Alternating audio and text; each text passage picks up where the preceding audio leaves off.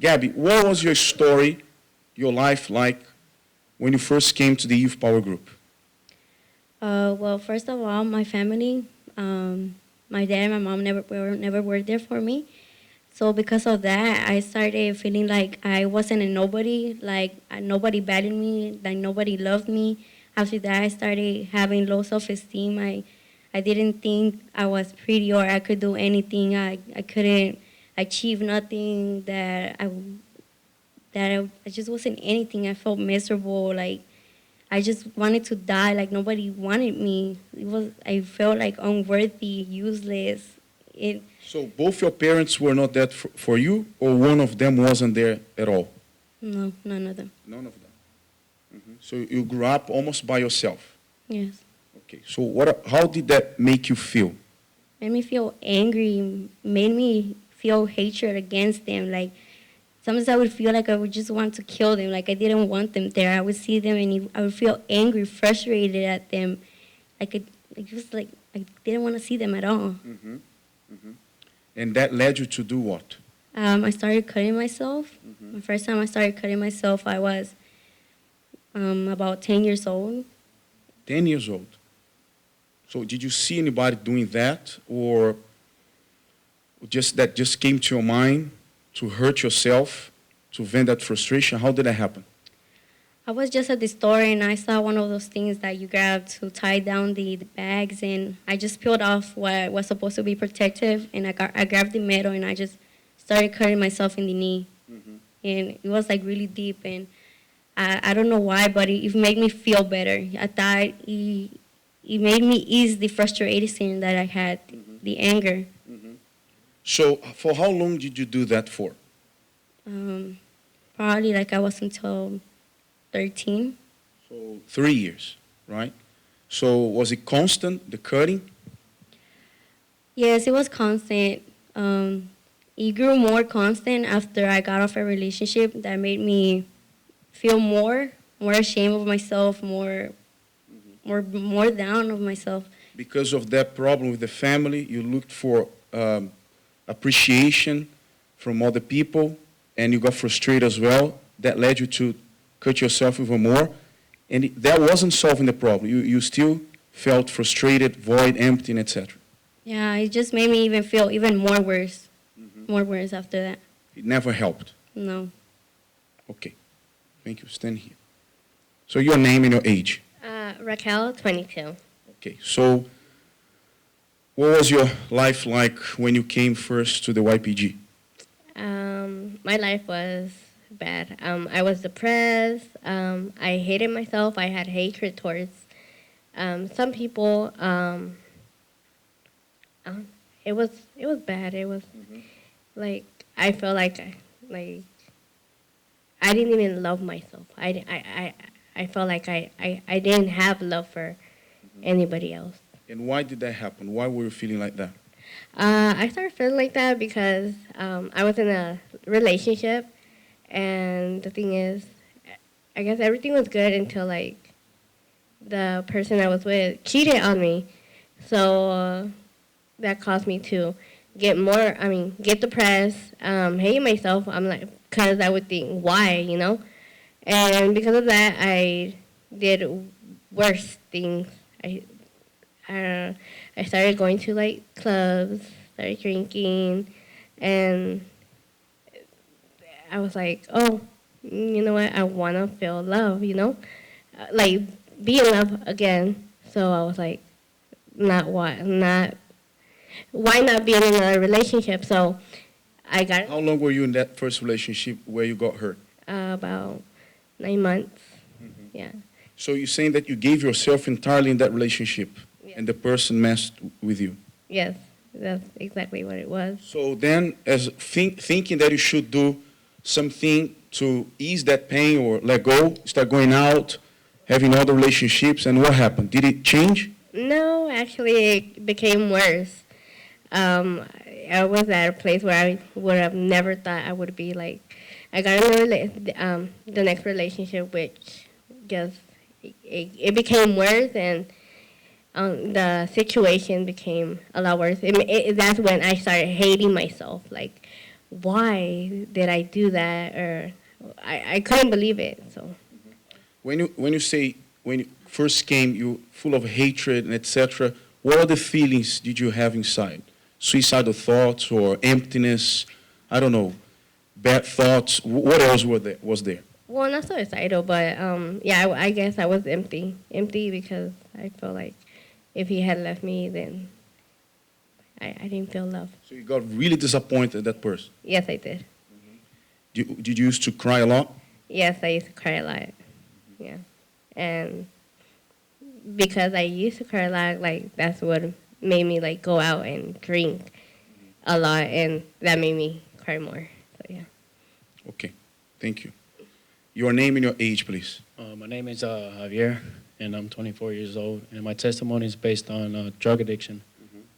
My life changed right when my dad had passed away. I was actually 17 years old, and after that, all that depression started to build up inside of me. Emptiness, loneliness, sadness. I mean, I had everything. It took me to a level where I actually started getting involved into drugs, and my first drug that it was alcohol, and I would see my friends sometimes smoking, drinking, and you know how sometimes they influence you, and then they'll like, they used to tell me that, I drink and I smoke because I've been going through problems and stuff like that, and then sometimes I'll hear them saying that, yeah, I'm going through problems. So I was like, yeah, I'm going through a problem too. So my dad passed away, so I started smoking, drinking. I started smoking marijuana, alcohol.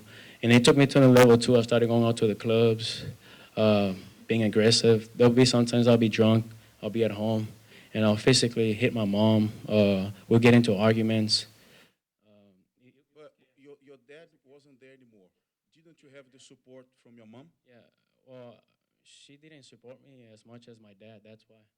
And my dad, he will actually like, I had a lot of communication with him. And like I said, my dad passed away when I was 17 years old, and my life did turn around. And I did hit rock bottom. Right when I had hit rock bottom, my life started changing even more. I started painting my face, started drinking more. You say paint your face, mean what? Like going out on the streets, painting my hair, painting my nails. Started listening to worldly music, rap, heavy metal music, all types of music. I never had one character. Everything started right when my dad passed away, and the addiction began to evolve. So you had mood swings. I had mood swings. I never had one character. And none of those things were helping you forget those problems at all. Nothing was helping me at all, and I would cry a lot, I remember, and I actually did needed help, and I came here to the YPG. And Okay, we're going to hear that later. Good, okay. Your name and your age. My name is George. I'm 21 years old. Okay, go ahead. So I had so many family problems, right? And I have never had a happy family, right? So my dad wasn't married with my mom, right? And I grew up with my dad. So he had so many sons, right? And he had never given me love, right? He was never close to me. He didn't do his part as a dad. Right? So when you say had many children, mean what? From different women? Yes, from different women. Okay, how many more or less? Well, it's around 14 or 13 because I don't know all of them. I don't know. So you grew up with your dad and stepmother? Yes, and my stepmother. And as you know, when you are close to your stepmother, she has her son, right? And actually, she loves more her son than you, right? And you feel bad of that, right? You feel depressed, you feel lonely, right? And as you know, usually the stepmother is the one that controls the house, right? So that was my problem, and that's what I grew up, right? My family wasn't.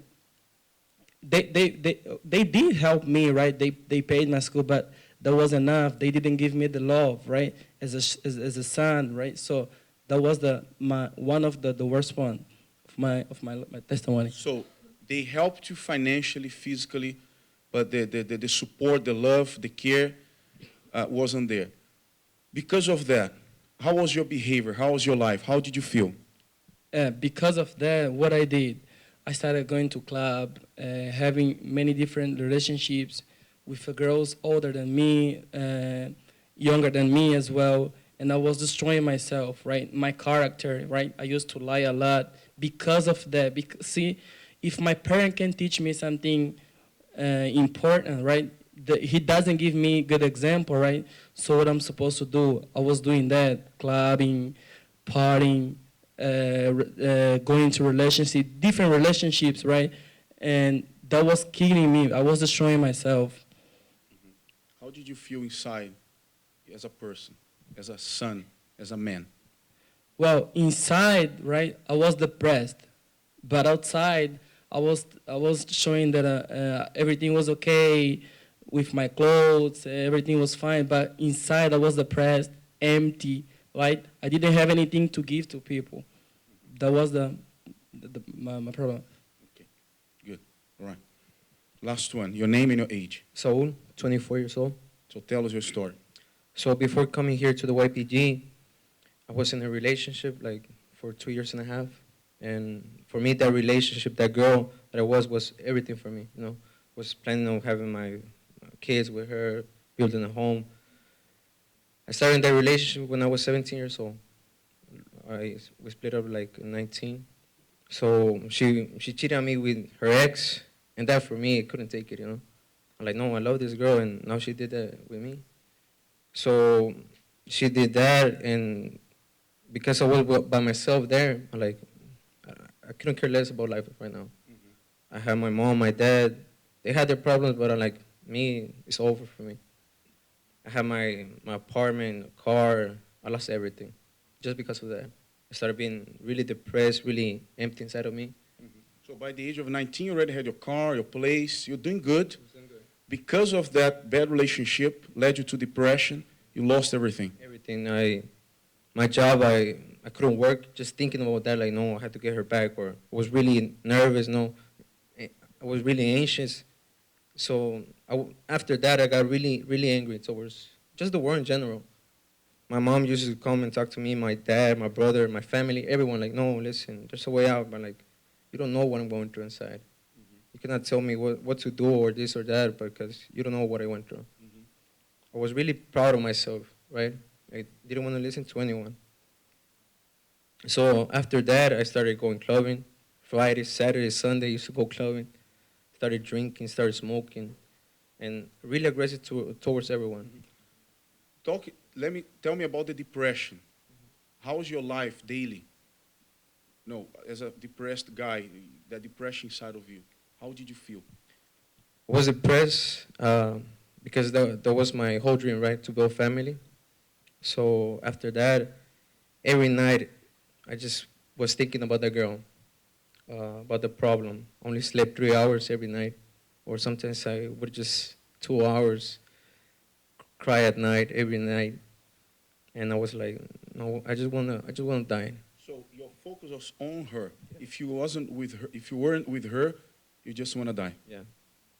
So I got a friend that used to bother me a lot. He was annoying. I'm like, no, come to the YPG, come to YPG. I'm like, no, listen, that's not for me. I have to do something else. But one day, I was driving. I'm like, no, I'm gonna kill myself. This is it. But I remember him like, no, come to YPG. So you had a suicidal thought. Yes, you were ready to kill yourself. It was every day. Every day I used to be thinking about that. You're gonna tell us a little bit after about your story when you came here. Now, what I want you guys to do, I want you guys to go up there now. Go up on the altar, please. Line up there just like you lined up here in front. And I want you guys now to stand up and come here close. Because from here, I have a message to give to you. Everybody, you can come. Come here, join me here in front. You are here for the first time. You should be here very close to me. Yeah, come close. Draw very close as you can. I don't bite. Okay? And I took a shower this morning, so don't worry. I'm smelling good. Come. Good. Necessita tradução. No. You can leave that. Come closer. As close as you can. Come, come, come, come. Yes, that's it. Good.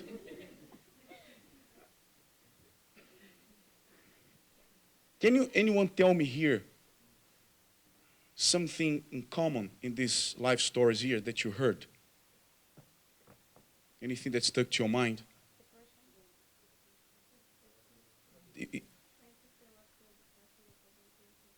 That's it. That's yeah. What you said is good. Depression, emptiness, and etc. But filling up that depression, trying to suppress those feelings by doing what?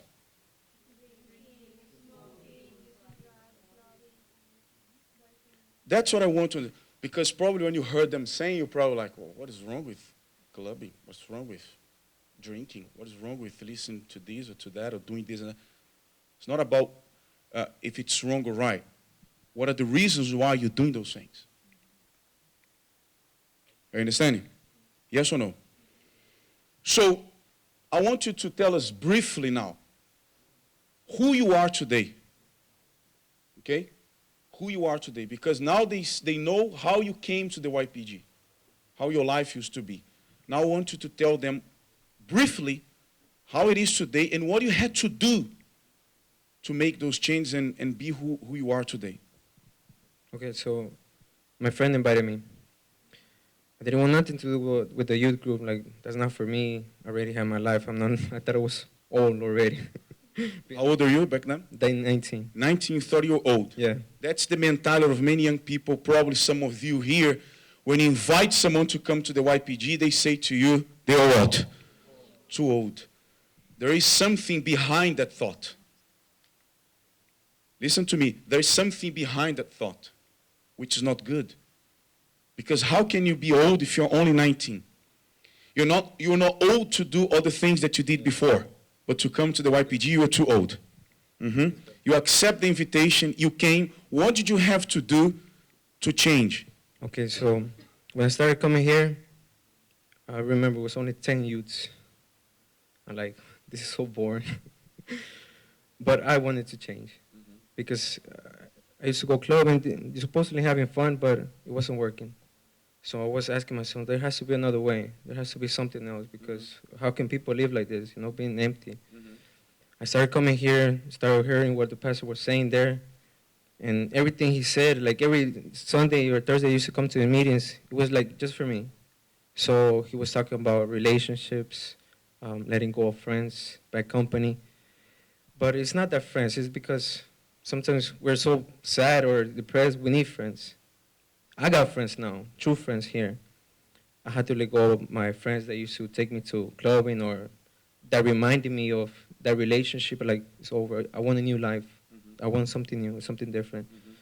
So I started coming here. It wasn't easy. Many people started talking, now you're religious. Now you're just a person that goes to church. But I was feeling good. I was, after every Sunday, like almost the first day that I came, I slept well, 12 hours. So like, no, there's something there. After how long? Just the first day. No, after how many years?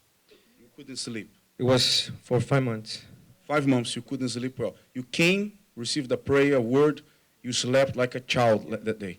Yeah, so that really got to me. Like, no, there's something there. There's a change there. So every time I came, I was starting having more peace, happy, right? And I saw that I wasn't that old. I was young. I love soccer. That what caught me here to come. But after seeing what was happening inside of me, that's what I decided, no, this is the place. I'm going to stay there because I feel good. So you switched the environments. Who is Saul today? So today's really happy person. Doesn't depend on no friends, right? I got friends, but if they're not around, I'm still happy. I don't have to go clubbing or to drink or to smoke to have that happiness. My family back then was bad. They were about to get divorced. But right now they're good, but still I'm here, I don't need no one, but... How's your finance? It's actually going better. I'm winning more right now than I was back over there. Supposedly over there I was winning good, but right now God has opened the door so I can prosper. Yeah. Were you still crying over that girl? No more. No more. At the beginning it was hard, right? because of the place I used to go, it reminded me of her, or music, evenly. I started to go on music that was really important. How about the depression? It went away, no more. Amen. Good. Stay here. How about you, George? I remember where I was invited so many times to come to YPG, right? And And I used to be one of them. yes, Pastor, you used to be one of them. And I had so many excuses that I have to study. I don't know how to get here. And yes, That's really lame. that and I remember once I told my cousin that you guys are too young, right? And Same thing. yeah, you guys are too young, right? Why is that? What do you think that is? Can anybody answer me why people think that way? Anyone? No, yeah, they think they're old, I know, but why? To find an excuse for not. No, Underestimate. no. No. It's called pride. That's called what? Pride. Because I did that when I came to the youth group.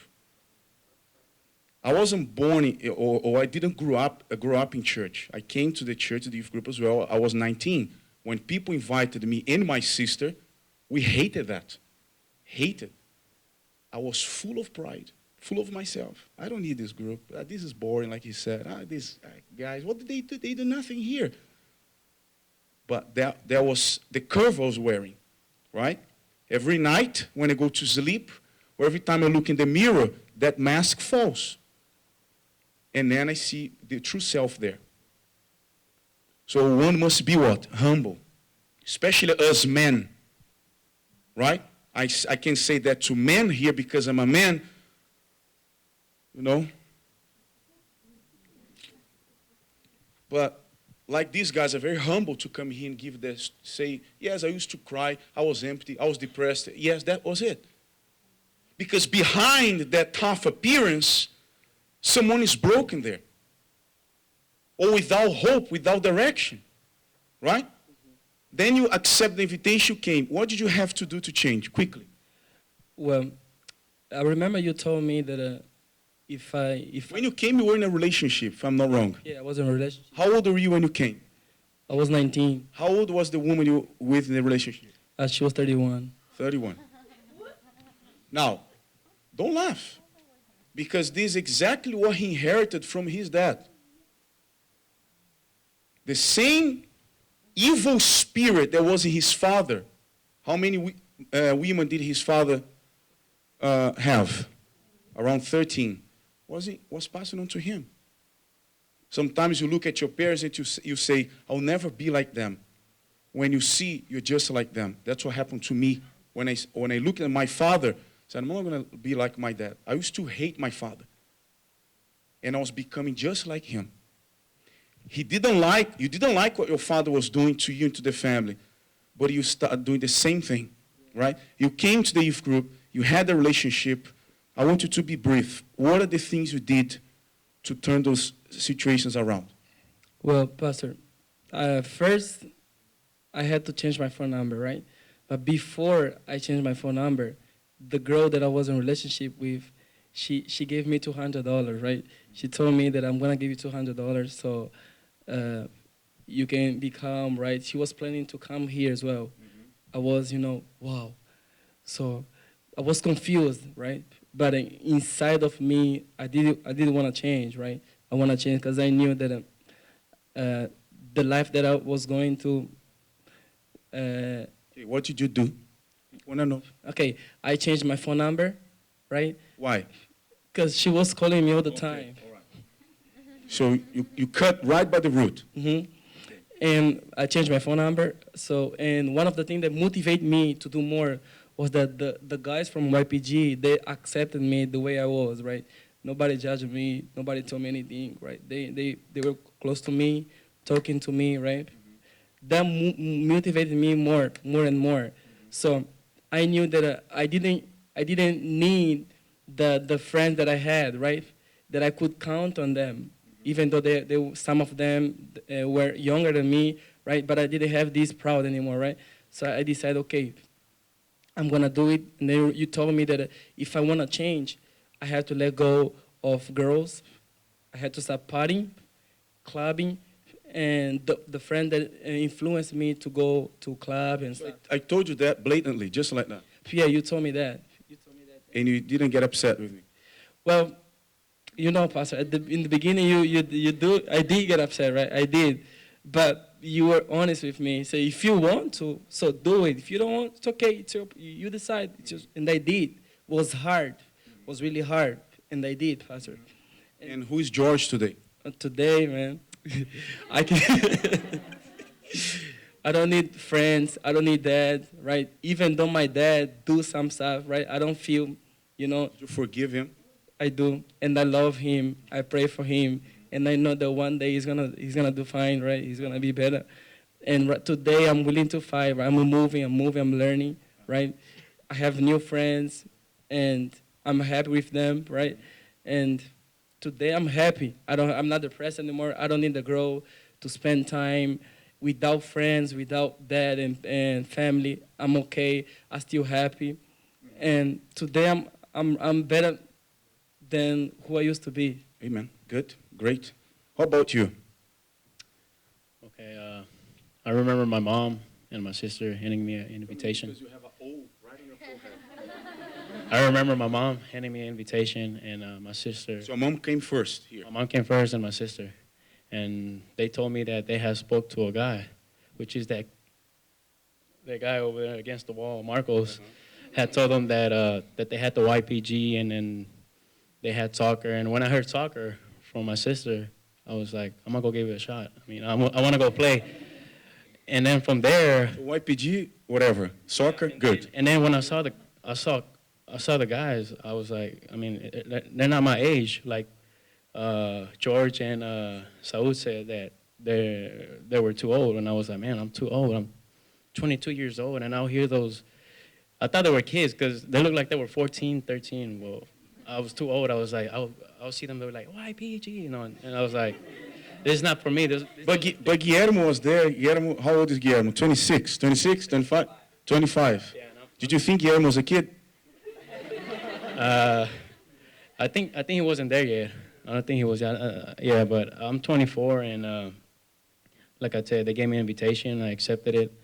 And something that I didn't mention, I was really sick. I came here sick. I came here with a disease that doctors couldn't find out what I had.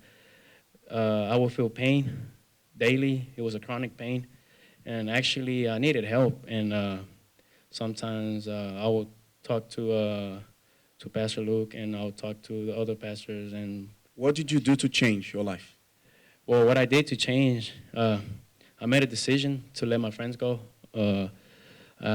Actually, they changed my phone number like George did. And I also, I went up to my girlfriend that I had, and I told her that I wanted to end up the relationship that I was having with her. And it kind of hurt, but I wanted to do it because I wanted my life to change. Why? What was the problem in staying with her? Well, there was, like I said, I ended up getting a disease and Sexual transmitted disease. sexual transmitted disease, and I didn't want to get her sick, and I didn't want to get her. So the relationship was quite messed up. So you decided to end them. If you wanted a new life, you decided to put that on hold. And all the friends that I had that would do drugs, I actually stopped talking to them, and I stopped hitting my mom, stopped cursing at her. My character changed. I don't have no more depression. I don't have that emptiness inside of me just because my dad passed away. And now I'm a happy person. I have joy inside of me, and I have strength. And I know, I mean, You're not too old anymore. I'm not too old, I'm still young. Good. Amen. Yeah, and Good. You, Raquel, what about you? Yeah, when I started coming to the YPG, well, actually, I would come Sundays, and someone would always, Vicky would always say, come to the YPG. I would be like, no, I'll make it. You're too old as well. No, I wasn't on because I look young. What was the excuse then? I was gonna go somewhere and this, that. You used to lie. Yes, I would. I'm sorry. You know, It's okay, you're forgiven. yes. Yeah, I would make excuses or, like, or tell her, yeah, I'll come and I want to go. But then one day she was like, come. And I was like, I guess I don't have nothing to do anyways. So I came and I listened. And from that, I started coming because I liked it. I like whatever they would say, like, it got to me. And because I chose to change, I wanted to change. I don't want to be. I didn't want to be depressed anymore. I didn't want to like find like how you say, how you say llenar el emptiness. Yeah, fill the emptiness with like love that wasn't really there. Just to fill it up. So I started coming like the Thursdays, the YPG meetings, and the Sunday. And I would listen, if you want to like really change, you do this, do that. So I said like I stopped talking to my old friends that I used to like hang out with. I would listen to whatever they would say, like this is not good, and I would do it, like because I chose. I wanted to change. I don't want to, like I said, I didn't want to be so. I chose to give my life like to like put it in God's hands that if I want to change, I have to do something about it. So I did. And And I started coming to the YPG. are you happy today? Of course, look, I can't even stop smiling. So what about the relationship, the need of having someone desperately not there anymore? You patient right now? Of course, I don't need love anymore. I mean, of course, it will come someday, but not right now. I'm happy the way I am. I got my friends. They know who they are. I mean, all of y'all. I love y'all. And yeah, and I have my family. Like we're happy. I'm happy. See, that's why I'm smiling. So I'm good. Yeah, of course.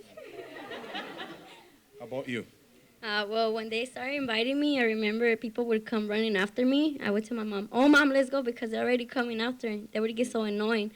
And they would tell me, like, come, and I would be like, okay. I would leave the floor, and I would be like, 3 o'clock, I was supposed to go. Never went. And I remember there was one Sunday when we just went out of the service, and I was like, I don't want to go home with my family. So I was like, I told one of the guys, I'm going to stay for the YPG. I just came, showed up, and I was like, what am I doing? At first I started coming, I was like, oh yeah, this is fun, and I just started coming as an excuse to stay away from my family. But then after that, I got tired. I was like, I'm tired of what I'm going through. I'm tired of feeling this way. And then I started doing a purpose for family, especially. And then at first I had to let go. I had to forgive my dad and my mom. It was hard. I was like, I couldn't do it, but I did it, and after that, I had to overcome what I thought of myself, because I thought that I wasn't even going to graduate either. I was like, I'm going to drop out in 7th or 8th grade because I'm not going anywhere. What's the point of me? And I had to do that, and to stop cutting myself, it was like I couldn't do it. I felt like I couldn't do it, like it was too hard, and I had to find strength. I had to be like, God, give me strength. I can't do it alone. I need your help so I can be able to overcome it. And so I started doing it. I had to start keeping away from the stuff that were sharp, and if I was alone, to just start doing something else. And then, if my thought would come to my mind about my mom or my dad, I would have to be like, no, this isn't okay. So you decided to let go of all that. And how are you today, right now? Are you still depressed, sad, suicidal? Are you happy? Are you okay with your parents? How's it going right now? It's going good. I have a better relationship with my mom than I ever did. And right now, I'm not suicidal anymore. I don't think about killing myself or nothing. And No cut anymore? no, I don't. And I'm even a fishy right now. I'm a freshman in high school. I'm doing good because before, too, because of all of that was going on, I would get like 50s, 58s, zeros on my test. And now it's like, people call me a nerd, like A's, all A's in all my classes, and I'm passing everything. It's like, I'm happy. Can you give a round of applause to God? Good. Now, before we finish, Pay attention here, please. One of the things that struck me here in some of the stories is when they stressed, especially her, the decision to change. I wanted to change. I decided to change. You know, even though I was going through a lot, I was invited to come to the YPG in the beginning, I didn't want it, etc. But I decided to change. I made an effort. I said, I don't want to be depressed anymore. All of them. But she stressed that very well. And I did it. So, as I said, going back to what I said right in the beginning, your life is in whose hands?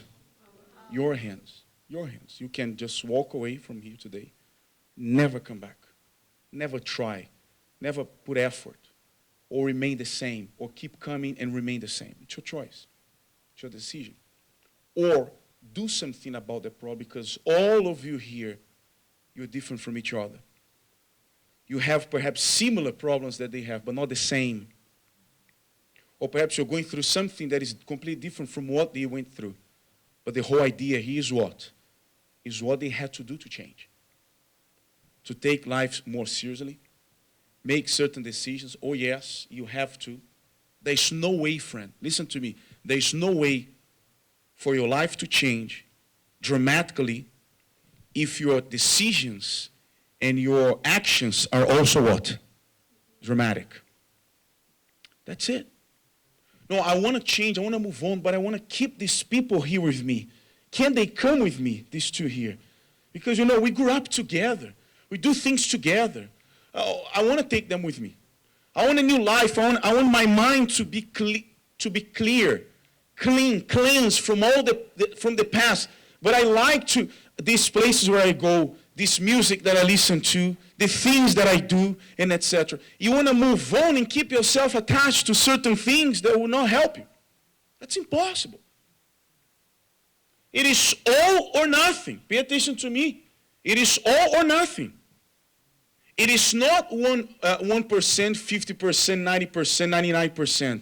You either take God seriously in your life, or don't even say you believe in God. Because if I ask here if you believe in God, majority, if not all of you, will raise your hand and say, yes, I believe God exists, etc., etc., etc. But how many of you still, you know, clinging on to certain things? You don't want to let go of those things, and yet you want some changes. So I know that for you, for some of you right now, oh, this is too hard, too tough. I can't make those choices right now. It's not that you can, you don't want. And I respect your decision, fine. I respect you always, and whenever you want my help, I'll be here to help. But never say that you can. It's just that you don't want to. Are we clear on that? That's not for me now, Pastor Luke. I really appreciate the stories are lovely, really encouraging. But you know what? Nah, that's not for me. Okay, maybe not. This is not for you. But don't say you can't do it. Are we clear on that? If you say you want, then you can. You can. And it doesn't matter if your problem is big or small. For God, that doesn't make any difference. As for the devil, that doesn't make any difference either.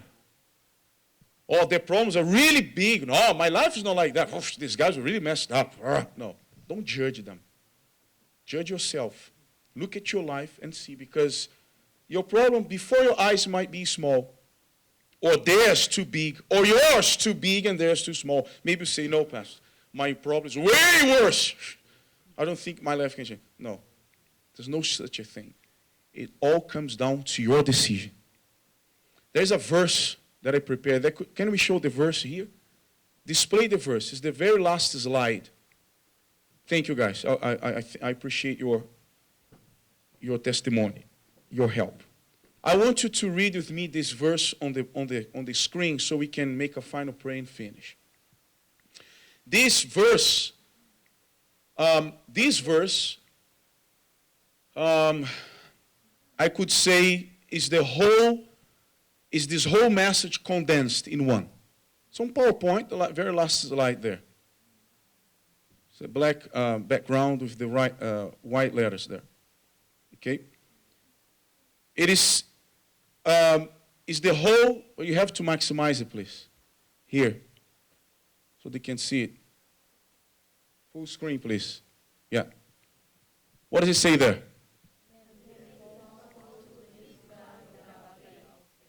What is faith? Huh? To believe in something that you can't see. What is faith? Huh? Hope? Conviction? If I ask you have faith, you're going to say you have. Or maybe you might say, no, I don't have faith. I don't even know what faith is all about, Pastor.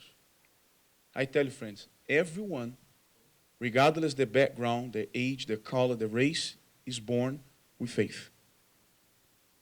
A baby, if you go to the kids zone right now where the babies are, you find babies as small, I don't know, months or a year old, they already have faith. They don't know how to use that faith. But everyone is born in faith. Now, without this faith, this belief, this hope that if you do what God is asking you to do, look at me. If you do what God is asking you to do, because you know He has better plans, a better future than what we plan, let go of the pride. Let go of the pride. Let go of that, but I think what I have is better. Then you don't believe in God. Your faith is not there, because how can you believe that you have better plans than God Himself? To not accept what we say, I don't say anything of my own here. Everything that I say to you is what I learned. And secondly, I ask God always to give me inspiration and words to give to you. I don't come here, out of my own ideas and share with you. So if you don't use that faith, that hope, that conviction on what you're receiving today, then it is impossible to what? To please Him. In other words, if you don't give yourself 100% to God, trust Him with your best, trust Him truly. If you hold 1%, no, I'll give, okay, Pastor Luke, let's make a deal. I give 90%, 99, but I'll keep one with me. Come on, I'm a human being. I've got to survive. Then forget it. You're not going to please Him. And if you don't please Him, what do you expect? Oh no, Pastor, but life is good right now. Right now. Right now is good. What about tomorrow? What about 2 years from now, 5 years from now? Do you know where you're going to be? How your life is going to be? Maybe you don't know. You don't have a clue. You're living by the day. But what am I going to do if I come? Can I bring my friends with me? You just heard now. What if they say no to you? No, I don't want to go there. Are you crazy? Are you nuts? What's wrong with you? What are you going to do? It's true. Maybe I'm wrong. And then you turn your back on God because your friends don't agree with your decision. Oh, Pastor Luke, my family doesn't support me. Okay. What about giving a shot and let God support you? Like some of these guys mentioned here. Sometimes you seek support in other people, in a relationship, in friends, in things that you know are not really truly helping you, but that for a while can help you get over your problems. So be smart. Think for yourself. Your life's in your hands. And choose the right thing. You need support, we are here to support, just like we did to them, and we've been doing with some of you already, and those of you who are here today for the first time, second time, etc., we are more than willing to help. You're more than welcome to come here all the time. But I can't do for you what you have to do. In order for this to work, is what? 50-50. 50-50. Is this clear? Am I telling you here, come and be religious? Huh? No. I'm telling you to be smart. But of course, you've got to choose. All right? I know I'm talking to a group of people here. There might be a group who doesn't care, but I know there's a group here who cares. So I'm talking to the group who cares. And even if your life is really messed up, upside down, not the way you want, that can get fixed. Mine was fixed. These guys were fixed. Why not yours? But we've got to accept and be humble. I want to make a prayer here, final prayer, for all of you so you can go home thinking about what you heard today. Thursday, 7 p.m., we have a meeting. This Thursday, actually, we have a special meeting for relationships. We normally have the YPG meet at 7 here in this room, but we're going to join the youth group and the adults in the church to have a main meeting there exclusively for what? Love life, relationships. And you should come, all of you. But I'm not in a relationship. No problem, come. Because you need to pave the way, right? Prepare yourself for that. Learn something new from a different angle, from a different perspective, rather than just going by what the media tells you or what friends say to you. So this Thursday, 7 p.m. And next week, Sunday, we're back again at 1 p.m. with the tribes and etc. Next Sunday, here in this room, 1 p.m. Do you need to talk to me? I'll be more than willing to talk to you now, tomorrow, Tuesday, any day of the week you're free, I'll be more than willing to talk to you. Just pick your the time, the date, and I'll be ready to help. Is this clear?